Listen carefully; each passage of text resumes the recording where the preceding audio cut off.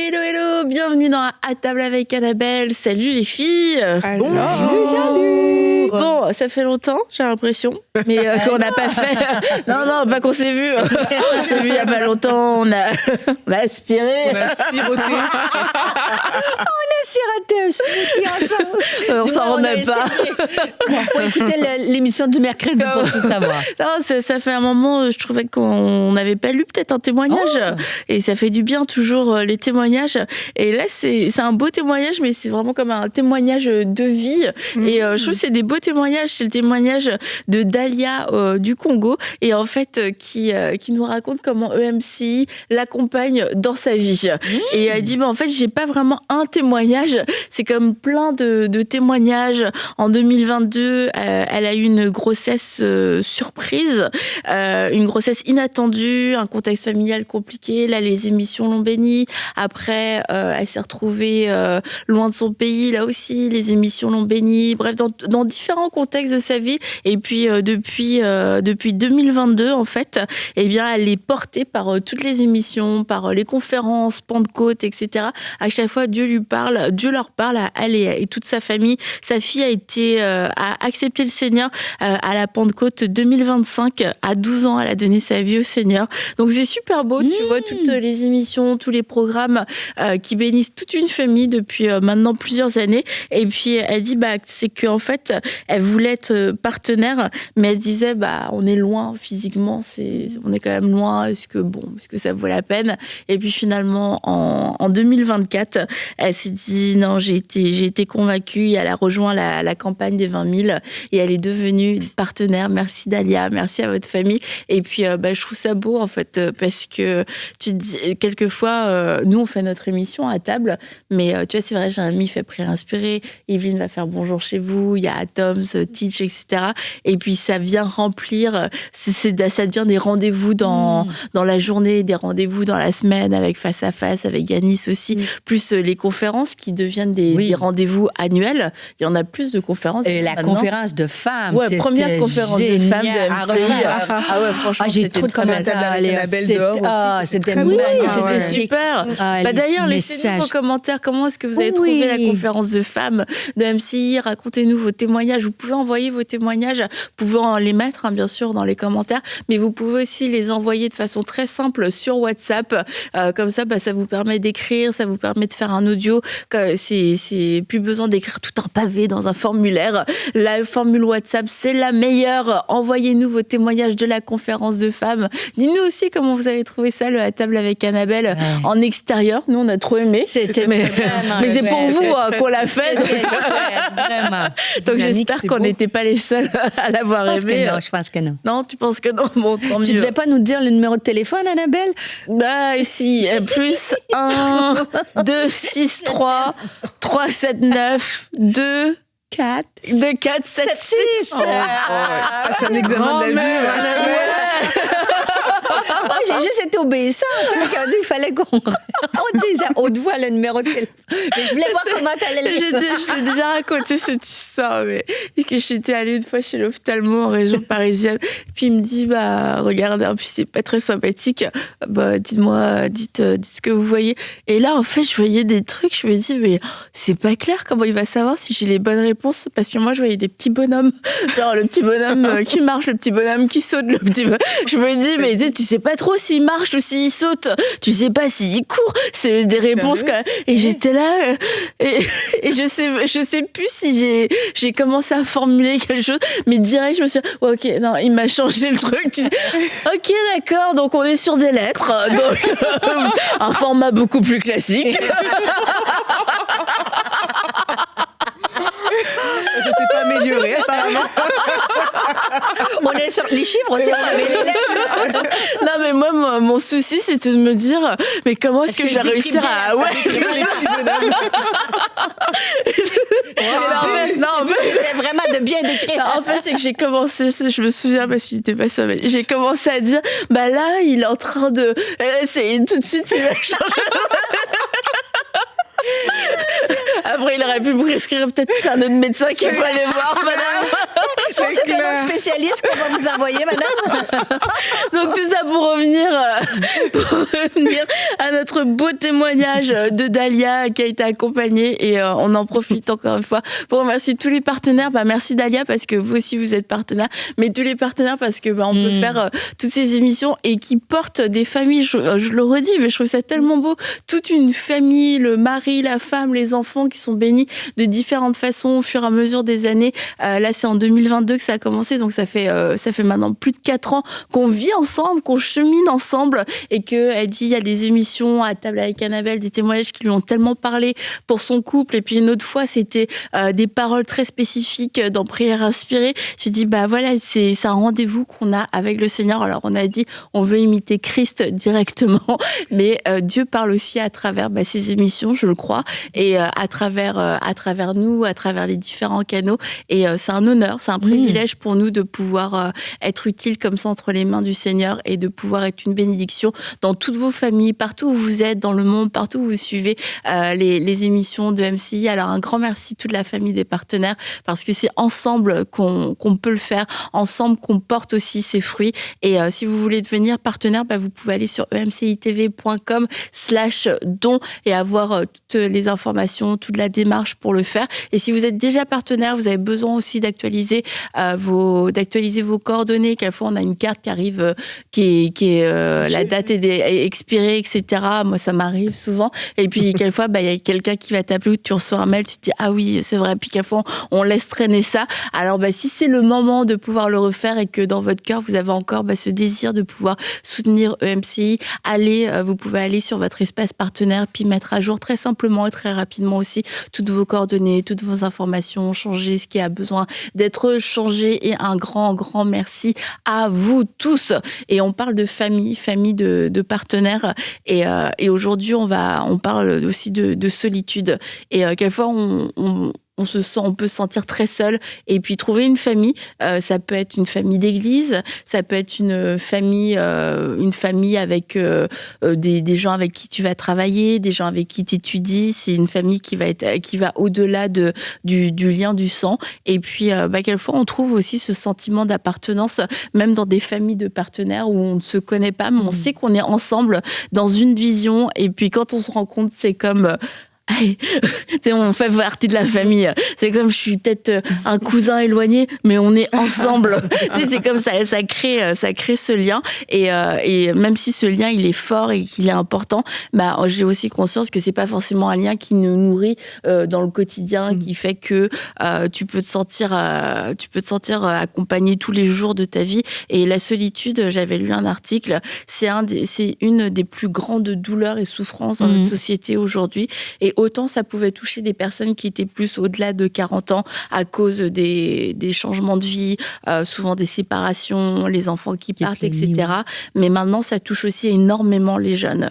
Et tu te dis, c'est quelque chose qui est venu, une souffrance qui est venue comme s'imposer, s'inviter dans la société. Et beaucoup de jeunes aujourd'hui disent souffrir de solitude, alors qu'on est à l'ère des réseaux sociaux où tout le monde se parle, s'envoie des messages, c'est ça, on est sursollicité, on surcommunique de cette façon-là, et pourtant, à l'intérieur, on peut vivre un profond sentiment de solitude. Et c'est quelque chose dont la Bible nous parle. Merci Seigneur, merci parce qu'il est venu nous parler de cette solitude et comment il pouvait combler cette solitude. Et c'est pas quelque chose qui est nouveau non plus du coup dans la société, mais comment est-ce qu'on peut bien vivre une forme de solitude, et puis comment on peut sortir aussi de la mauvaise solitude, parce que je crois qu'il y a des solitudes qui sont pas bonnes en fait. C'est des solitudes qu'on peut nous-mêmes créer, ou des solitudes on a l'impression qu'ils nous ont été imposées. Et comme on peut peut-être commencer avec ça, avec les réseaux, et qui créent une solitude, c'est quand même paradoxal. Tu es connecté au monde entier. Ouais. Tu peux parler à 100 personnes quasi en même temps. Tu suives tout en direct. Et comment ça se fait que au final, tu peux te sentir plus seul que jamais à ce moment-là? Moi, je pense que c'est... En fait... Toi qui as connu toutes ces générations, Stéphanie. Aïe, aïe, aïe. C'est dommage qu'on a plus oublié. Elle me caresse la main en même temps, mais dès que je sens là. Non, mais écoute, moi qui est pas, c'est vraiment pas ma génération, mais j'ai peut-être l'impression, nul besoin de le préciser, n'est-ce pas? Mais j'ai l'impression que le fait de voir tout le monde, si on parle de solitude, sur les réseaux, c'est qu'on voit beaucoup de... C'est sûr, on peut regarder des événements, mais tous tes amis qui font des trucs et que toi, si ta vie, tu es seul dans la vie et tu as l'impression que tout le monde poste des trucs avec tout le monde, ben ça amplifie ta solitude. Donc, je trouve que tout ce qui est Facebook, Instagram, tout ça, au lieu de nourrir quelque chose, ça te donne un sentiment de vide parce que ça t'emmène à la comparaison. Peut-être que tu étais bien cette soirée-là jusqu'à temps que tu ouvres le téléphone puis tu t'aperçois qu'ils ont fait toute une fête et que tu n'étais pas invité. Tu vois, c'est genre... mais c'est un peu quoi? Où tu regardes les vacances de tout le monde, la jeune femme qui vient de se marier puis toi, tu es célibataire. Donc, tu vois, tous ces réseaux-là, ils sont pas très constructifs.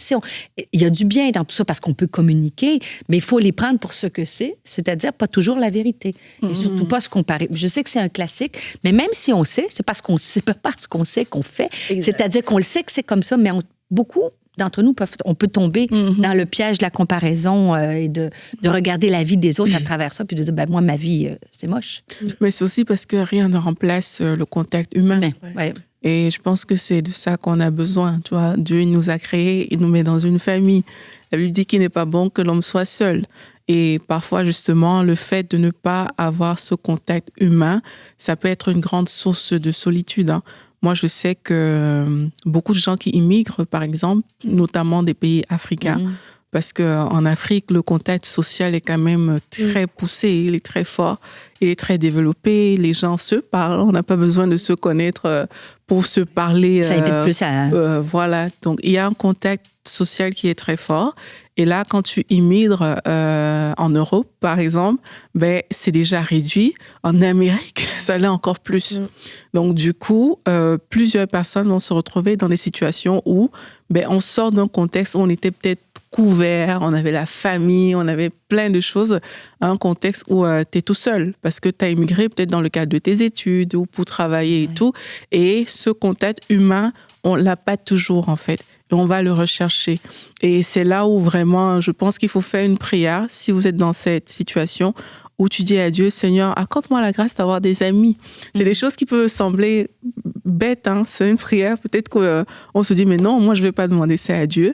Mais je pense que c'est important pour certaines personnes de demander à Dieu des personnes avec qui elles pourront cheminer, en fait, des amis, tout simplement, des personnes avec qui elles pourront ouvrir leur cœur, parce que je pense que dans la solitude, il y a ce côté-là où l'être humain a besoin de se déverser quelque part. On va se déverser en Dieu, mais on a besoin d'un vis-à-vis aussi à qui on peut parler. Donc, et parfois, c'est ça qui manque et c'est ça qui accroît ce sentiment-là.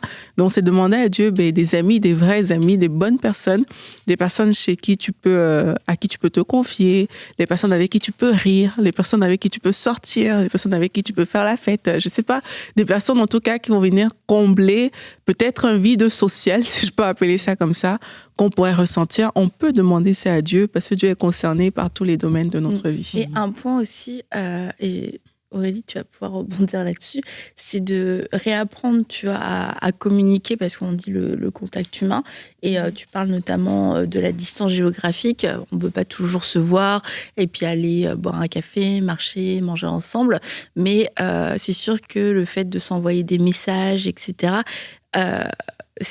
moi j'aime beaucoup les messages, ceci dit, mais justement quelquefois ça peut être un piège parce que on se parle plus en fait, et c'est là où on peut se sentir très seul, et puis finalement quelquefois il suffirait, je crois, de prendre le téléphone et d'appeler, de se parler, d'avoir une vraie conversation.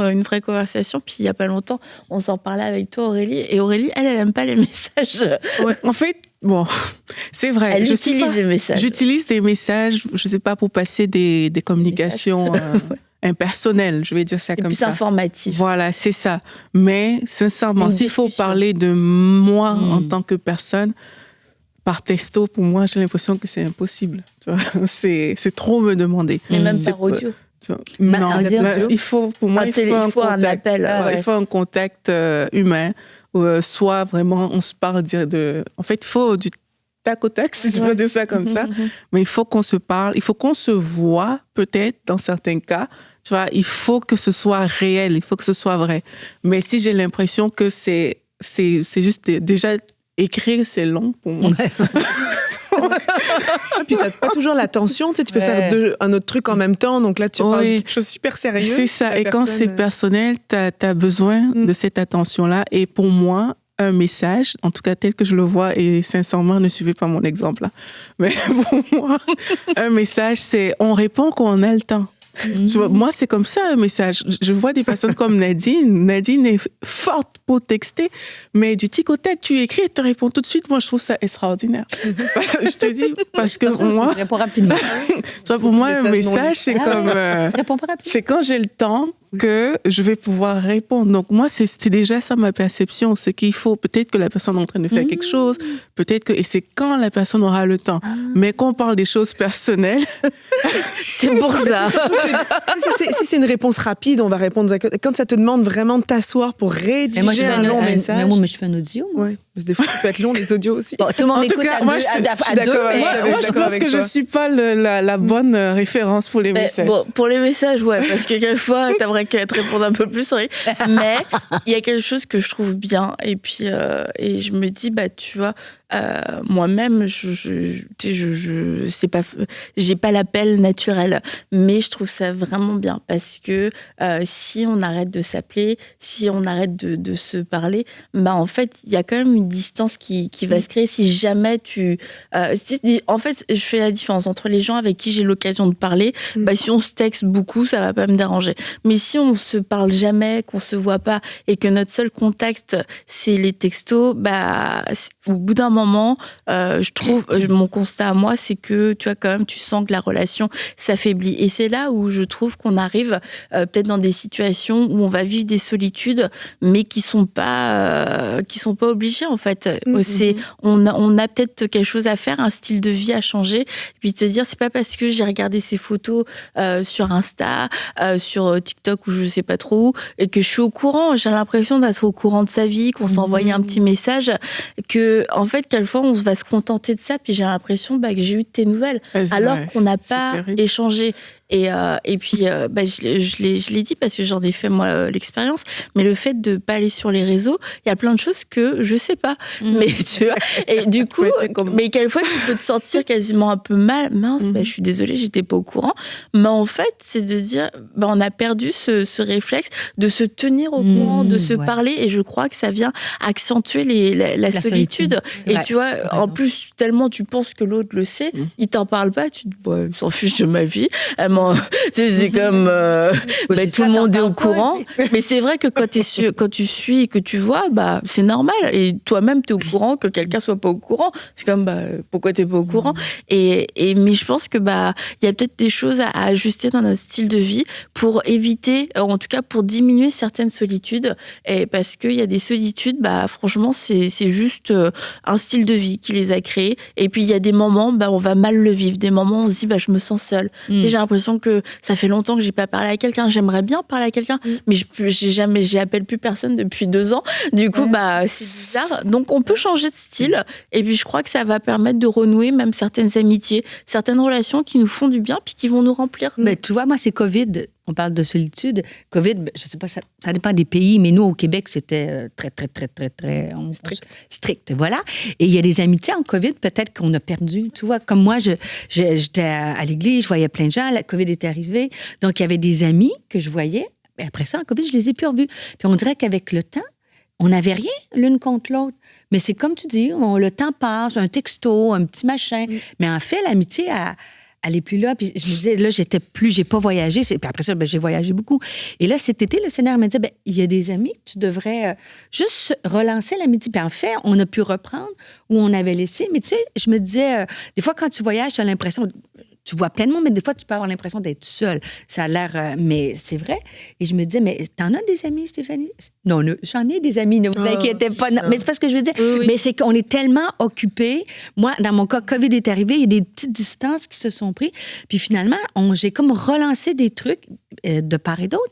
Et tu sais, ça a renoué et puis c'était chouette. Des fois, ça, comme tu disais, Annabelle, ça demande de l'effort de changer, de pas prendre des relations qui étaient peut-être agréable, puis on l'a laissé un petit peu prendre la distance. Puis je disais, peut-être que je pourrais me relancer un truc, puis s'inviter à manger. Toi, mais c'est reparti comme si de rien n'était. Il faut se relancer des fois un peu dans les amitiés, les nourrir. Ouais. Moi, tu vois, moi, je suis quelqu'un de... J'ai besoin d'être en relation avec les gens. Ouais, toi, t'es hyper relationnel. Oui. Les relationnels, vous... Mais relationnel de... Tu sais, oui, j'aime bien être avec du monde, mais j'aime bien être avec mes gens, tu sais, mes personnes proches, etc.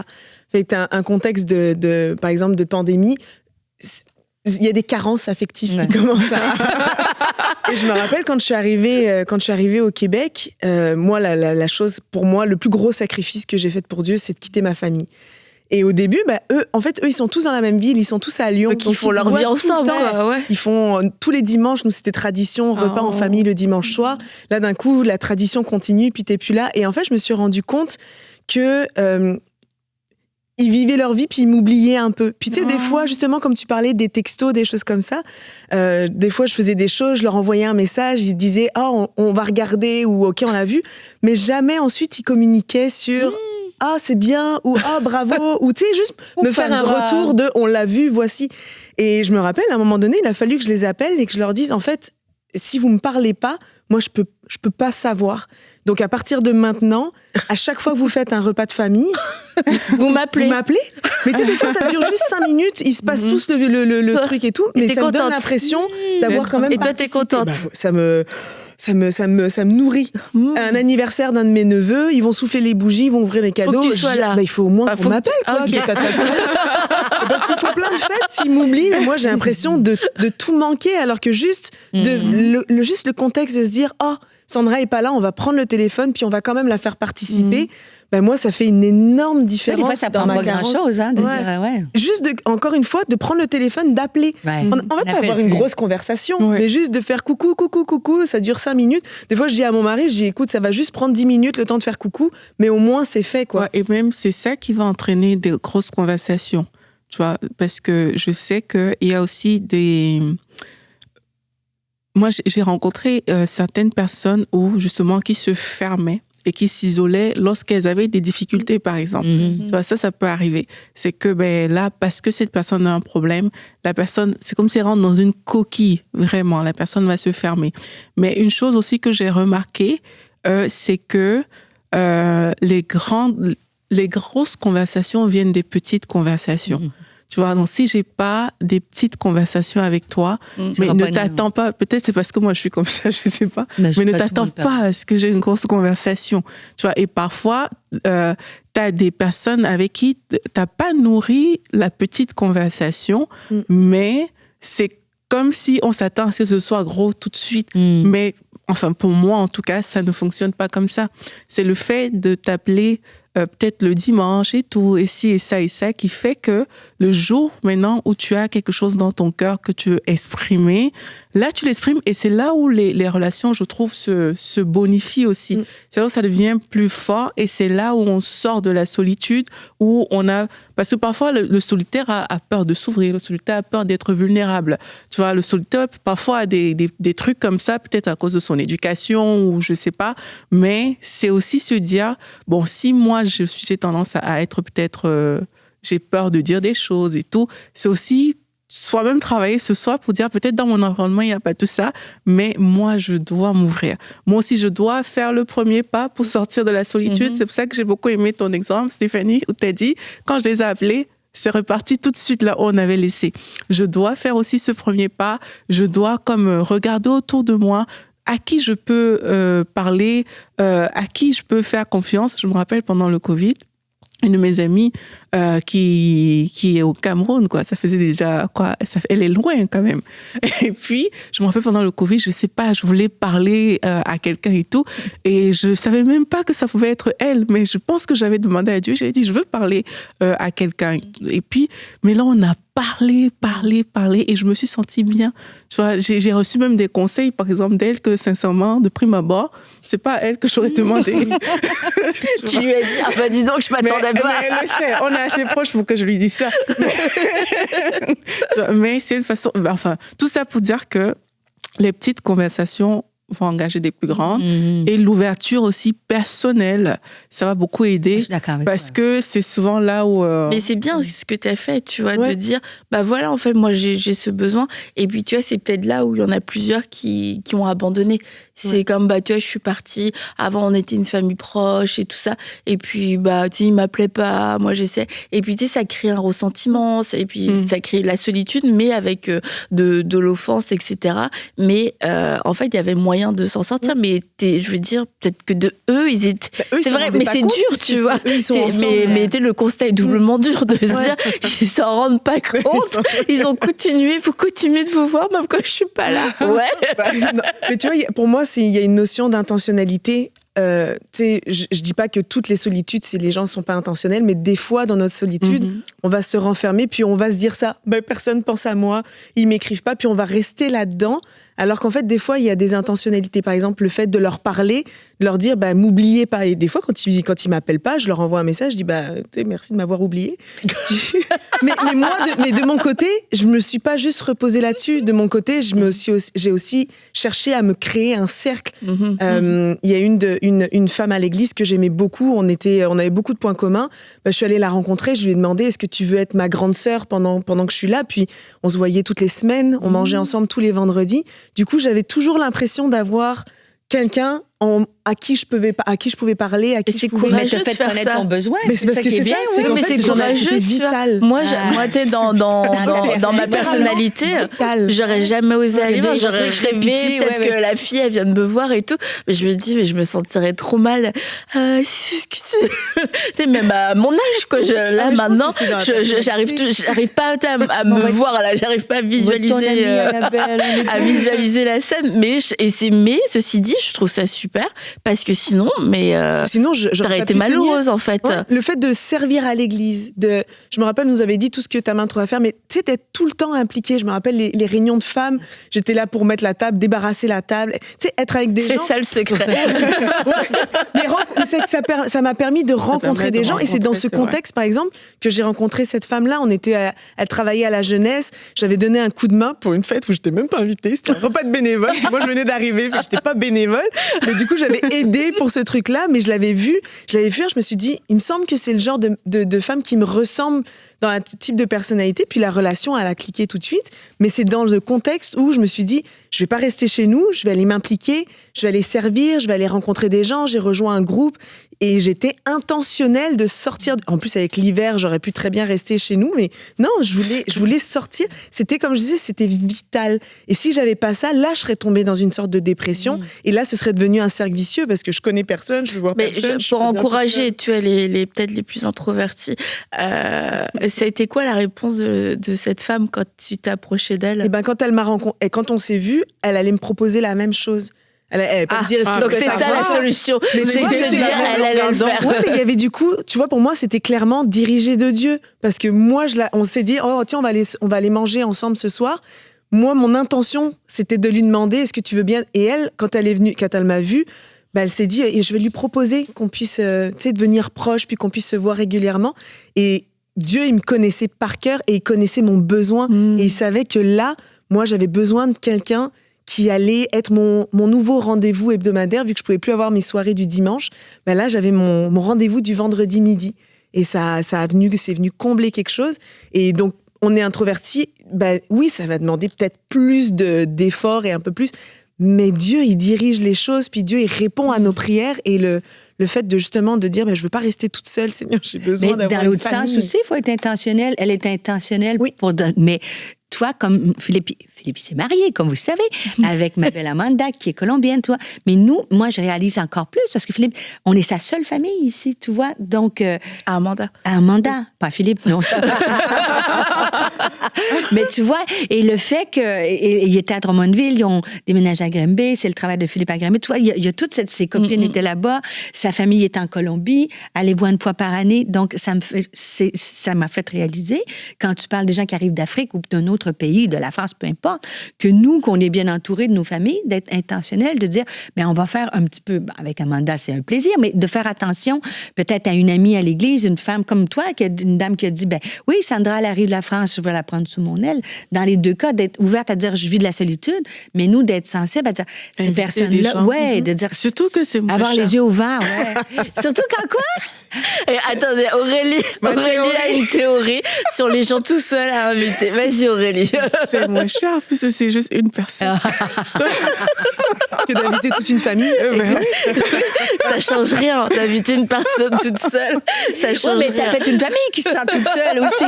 Non, c'est d'abord les personnes seules.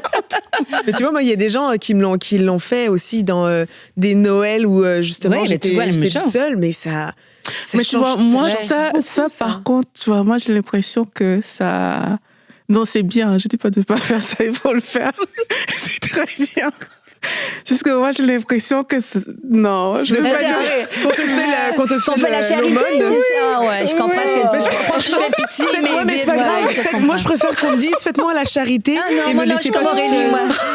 Mais non, je préfère être dans une famille, partager un bon repas, puis que les gens ils aient eu pitié, plutôt que d'être moi toute seule chez nous. Si tu à fais manger ça une avec moi crêpe, tout au long de l'année et que tu le fais à Noël, oui. Mais si c'est que à Noël, pour moi, c'est la charité. Ok, ouais, je comprends. Ouais. Ouais, moi, je comprends un peu, Aurélie, aussi. Tu as l'impression que tu es vraiment tout seul dans la vie, Ouais, puis là, on c'est t'invite, tu sais, ça te crée un sentiment. Mais ceci dit, Mais ça peut devenir une nouvelle Excusez-moi, habitude. j'ai l'impression que je bousille cette émission. À partir de là, tu partages ton point de vue, mais c'est que tu sais, si toi tu peux l'assumer en se disant bah non, moi franchement j'ai l'impression qu'on me fait la charité, mais quelqu'un l'a mais proposé. quelquefois je pense que ça vient de toi, c'est parce que tu t'assumes, mais il y a des gens ça peut venir plus du rejet et puis ça vient de c'est ça, c'est non, de toute façon il voulait pas vraiment m'inviter, même pas vraiment, et bah faut dire ce qui est aussi, la vie va vite et puis quelquefois on manque d'ouvrir sa maison, on manque d'être hospitalier autant qu'on devrait l'être. Et puis, bah, les moments comme Noël, c'est les moments où ça nous revient en pleine face et on se dit, bah non, là, je peux pas vivre comme ça. S'il y a bien un moment dans l'année où je veux ouvrir ma porte, je veux faire une place à ma table. Et quelquefois, bah, c'est plus le fait de la vie que tu prends pas le temps. Puis à Noël, c'est comme, non, là, je veux le faire. Et puis mais si on veut s'assumer, on s'assume. Hein, si en disant non, en préférant. Moi, j'invite les gens, mais, du coup, c'est bien. où je Mais cherche d'autres... Quelquefois, je pense aussi, bah, il y a une solitude qu'on vit à Noël ou ailleurs, hein, à cause du rejet. On a des invitations, on a des possibilités, mais on est tellement... non, je suis sûre qu'ils font ça, mais ils m'aiment pas vraiment. Ils se sentent obligés. Et puis, c'est tout un tas de mensonges et qui fait que, bah, finalement, on t'a invité une fois, t'as dit non. On t'a invité 2 fois, t'as dit non. On t'a invité 3 fois, t'as dit non. Bah, c'est sûr qu'après, ça passe, tu vois. Peut-être qu'on devrait être plus persévérant dans ces moments-là, mais souvent, bah, c'est qu'on va passer à une autre période. Et puis de se dire, bah, finalement, non, ça l'intéresse pas. Ça fait 3 fois que je lui propose de venir. Il vient pas, elle vient pas. Bah, je pense que ça l'intéresse pas. Alors que l'autre personne souffre énormément de solitude. Et c'est là aussi de se dire, Seigneur, pourquoi est-ce que j'arrive pas à dire oui? Pourquoi est-ce que, tu vois, j'arrive pas à accepter avec joie? Qu'est-ce qui me retient? Et puis, bah, quelquefois, ça va être plus profond. Et si c'est du rejet, bah, j'ai besoin d'être délivrée du rejet. J'ai besoin d'apprendre à recevoir l'amour, d'apprendre à être aimée, d'apprendre d'apprendre à ce qu'on ne supplie pas 10 fois pour dire oui, parce que c'est comme ça aussi que je passe à côté de certaines occasions, puis c'est ça qui me rend malheureux. Donc c'est aussi d'oser poser les questions au Seigneur. Franchement, pourquoi est-ce que je vis cette solitude? Est-ce qu'il y a une part de moi? Est-ce qu'il y a quelque chose qui fait aussi que bah, les gens veulent pas trop m'inviter? Tu vois que c'est du bon sens, hein. Mais il y a des gens, ils partent jamais. Franchement, je les invite. Non, mais c'est vrai, faut le dire. Il y a des gens. Il y a des gens, tu les aimes, mais tu te dis, bah. Si on les invite à midi, à 23h, ils sont encore là. Okay. Puis ben, franchement, c'est embarrassant de dire aux gens de partir. Et c'est comme, il y a des gens, ils savent pas. Et en fait, faut partir, ok? Je vous le dis, peut-être que si vous avez tendance à faire ça et vous voyez que vous n'êtes pas réinvité, c'est parce que vous savez pas partir. Il faut partir. Il faut partir de vous-même. Si vous avez été invité pour le midi, vous passez un bon moment, puis on étire. Et c'est quand vous voyez les gens là, qui commencent à ranger, machin et tout, on va se préparer. Oui, demain, les enfants de l'école. En fait, c'est de dire, on va y aller. Puis si vous voyez qu'on vous retient pas, partez. Sincèrement, je vous le dis. Une conversation sur le palier de la porte. Comme il y avait une technique, c'est de dire un petit café avant de partir. Oui. On va juste prier avant que vous puissiez partir. Ok, je voyais pas le départ aussi proche. Mais pour de vrai, c'est des choses qui font quelquefois qu'on n'est pas réinvité une deuxième fois parce que on nous aime, mais ça dure trop longtemps. Donc on se dit, ils savent pas partir, ça va être compliqué ouais, c'est ça. Quelquefois, c'est des choses comme ça de bon sens ou de savoir-vivre qui font qu'on va être moins invité. Donc, demandez aux gens ou alors demandez au Seigneur. Mais tu parles de solitude, ça me fait penser tout à l'heure de se poser la question. Des fois, on est tellement occupé, puis on voit qu'on souffre il y a quelque chose, un malaise. Mais non, moi, je souffre pas de solitude parce que je suis entourée, Puis finalement, tu vois que moi, quand je suis partie de mes fonctions pastorales, je travaillais avec des collègues. Après ça, je suis rentrée chez moi où j'étais tout seul. Fait qu'au début, moi, je me disais, c'est merveilleux. J'ai plein de temps pour pas... Parce que des fois, les collègues, ils viennent parler. Donc, j'ai jamais été aussi productive. Mais finalement, des fois, tu te dis, est-ce que ça me manque un peu des amis, donc de pas prendre pour acquis... interaction. Oui, des fois, on prend pour acquis... On est tellement occupé, on va à l'église, dans le fond, on souffre pas. Mais si on se posait la question, peut-être... Il y a un petit manque. Il y a un petit manque de quelque chose, puis de dire, peut-être que tu peux te l'admettre. Tu sais, des fois, tu peux dire, ça ferait du bien de revoir les copines ou de voir... Donc, c'est une bonne question à se poser. Je suis peut-être pas dans la solitude, mais est-ce que j'aurais besoin d'avoir peut-être plus de relations? Pas des relations, mais reprendre des relations. Et avoir des contacts humains. Parce que, comme tu dis, moi, des fois, prendre le téléphone, je me dis, ça va être long, le téléphone. C'est ça. Donc, mais ça nous manque. 3 heures de route, vous allez voir. Ouais, c'est ça. Toi, tu passes ton temps au téléphone. À chaque fois que je prends ma voiture, j'appelle. C'est là que je fais toutes mes longues conversation, j'ai du temps devant moi. Ils aiment bien les gens que tu les appelles? Oui, en tout cas les gens que j'appelle, ils aiment bien. Mais des fois c'est pas longtemps, mais des fois ça va être plein de petits appels aussi que je peux faire et juste prendre des nouvelles, ou alors je vais leur dire tiens, je prends la route, fait que si t'es dispo, on peut s'appeler. Et ça c'est mes moments de qualité. Non, mais ça va. Ouais. Appel. Moi, je pense qu'il faut se poser la question. Est-ce que j'ai besoin d'être plus en relation? Peut-être que la question est non. Peut-être que la réponse est non, mais peut-être la réponse est oui. On ne sait pas. Et toujours est-il que quand tu as des bonnes relations, c'est bien.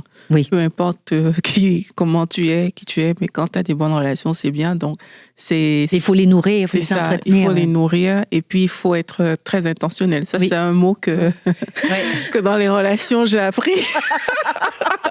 L'intentionnalité. Et tu vois, dans la parole, on lit ton père et ta mère t'abandonnent, mais l'Éternel te recueillera. Et c'est une promesse. Maintenant, c'est une promesse aussi dans laquelle on peut aussi ajouter cette prière. Comment est-ce que tu me recueilles? C'est vrai, tu me recueilles dans ta présence, tu me recueilles par les moments qu'on a ensemble, mais peut-être aussi tu me recueilles et tu viens guérir, me sortir de cette solitude à travers des personnes, à travers des opportunités de pouvoir servir, de pouvoir aider, de pouvoir connecter. Et quelquefois, il y a plusieurs choses qui vont nous en empêcher. On a parlé du rejet, mais ça peut être aussi la timidité, la peur de gêner, la peur de déranger. Quelquefois, aussi. La quoi? Des fois, tu as juste personne aussi. Tu sais, tu vis des choses, puis tu sais vraiment pas à qui appeler, pas à qui vers qui te tourner. Mais tu vois, dans ces moments-là, c'est de dire, Seigneur, je sais que toi, tu as entendu ma prière, mais j'aimerais parler à quelqu'un. Et Aurélie l'a fait. Puis tu vois, finalement, le Seigneur t'a dirigé vers cette personne qui, a priori, n'allait pas de si bons conseils. Et quelquefois, c'est ça, Dieu nous ouvre les yeux dans la solitude. Dieu peut nous ouvrir les yeux sur des personnes qui sont disponibles et qui sont prêtes à pouvoir nous aider, nous aimer, nous donner du temps. Et quelquefois, on les voit pas humainement, c'est pas ces gens-là qu'on aurait choisi. Et c'est une prière à faire. Tu me recueilles, mais aussi à travers qui tu veux me recueillir, à travers qui tu veux m'aimer. Et peut-être que moi j'avais capitalisé sur telle et telle personne, parce que quelquefois on choisit nos amis, on choisit les gens avec qui on aimerait être, et puis ça fonctionne pas. Et je veux dire, il y a pas de retour, il y a pas de réciprocité. À un moment donné, faut accepter, faut faire le deuil et dire, Seigneur, il y a peut-être d'autres personnes, peut-être que je passe à côté d'une perle relationnelle, et montre-le-moi, ouvre-moi les yeux, parce que je veux plus être seule, en fait. Aussi parler, j'ai beaucoup aimé l'exemple de Sandra tout à l'heure, exprimer son besoin. Je pense que ça, c'est quelque chose qu'on n'exprime pas assez. Et il y a tellement d'implicites aujourd'hui, que mais lui, il m'aime pas, elle, ceci, on l'a approché, elle n'a pas répondu, mais on n'a jamais parlé vraiment avec cette personne pour dire, mais ça fait, je sais pas, 5 fois que je t'invite, tu viens pas. Est-ce que c'est parce que tu vois, on ne fait pas ça, mais on tire beaucoup de conclusions dans nos têtes qui sont fausses, et c'est comme ça qu'on se prive des relations. Donc j'ai trop aimé cet exemple-là, et je pense que parler, c'est quelque chose qui va beaucoup aider et exprimer les vrais besoins. Donc, si vous avez une Sandra dans votre famille, appelez-la, s'il vous plaît. Ne l'oubliez pas. Si vous êtes Sandra, dites-le à votre famille que vous avez besoin. Merci Sandra, tu es un exemple pour nous tous. Alors, prenez aussi votre téléphone et puis passez un appel à quelqu'un avec qui que vous aimez, puis avec qui finalement ce serait fun de pouvoir échanger, plutôt juste que de s'envoyer des messages. Et je m'envoie un message à moi-même pour me rappeler. Appelle-nous à la place. Mais c'est certain, le Seigneur est là, il ne nous abandonnera jamais. Il est là jusqu'à la fin des temps, jusqu'à la fin des jours, et on peut aussi compter sur lui, particulièrement d'abord compter sur lui, et puis trouver aussi refuge auprès de lui.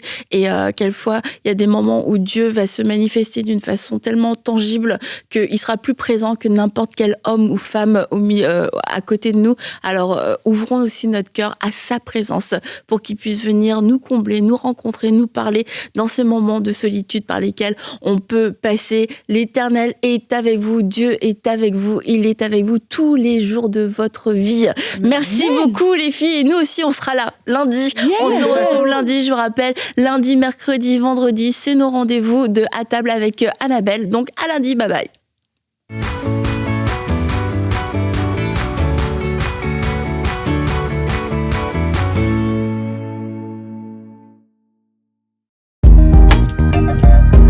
Merci à tous nos précieux partenaires, grâce auxquels cette émission a pu être réalisée.